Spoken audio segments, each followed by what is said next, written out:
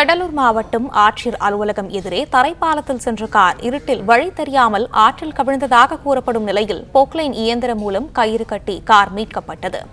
இதை பற்றின மேலும் விவரங்களை செய்தியாளர் லெசிராஜா வழங்க கேட்கலாம். லெசிராஜா, வணக்கம். விவரங்கள் என்ன பகிரலாம்?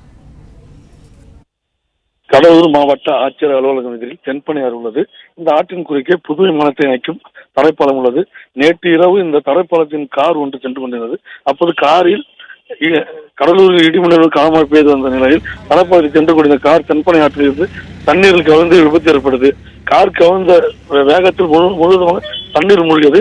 இதையடுத்து காரில் பயணம் செய்த 5 பேர் காருக்குள் மாட்டிக்கொண்டு தத்தளித்தனர். இவர்கள் 5 பேரும் காரின் டோரை உடைத்து தண்ணீரில் நீண்ட அதிர்ஷ்டமாக உயிர் தப்பினர். இந்த தகவலை அறிந்த ரெட்டிச்சாவடி போலீசார் நேரில் வந்து விசாரணை நடத்தினர். இந்த விசாரணையில் கள்ளக்குறிச்சி மாவட்டம் சேர்ந்தவர்கள் சிவபாலன், சுந்தர் உட்பட 5 பேர் கடலூருக்கு நடந்த திருமண விழாவில் கலந்து கொள்வதற்காக வந்துள்ளனர். பின்னர் புதுவை மாநிலம் வில்லியனூருக்கு செல்வதற்காக கலெக்டர் அலுவலகம் சாலையில் சென்று கொண்டிருந்த போது மும்தாமேடு வழியாக செல்வதற்கு தரைப்பாலத்தில் சென்றுள்ளனர்.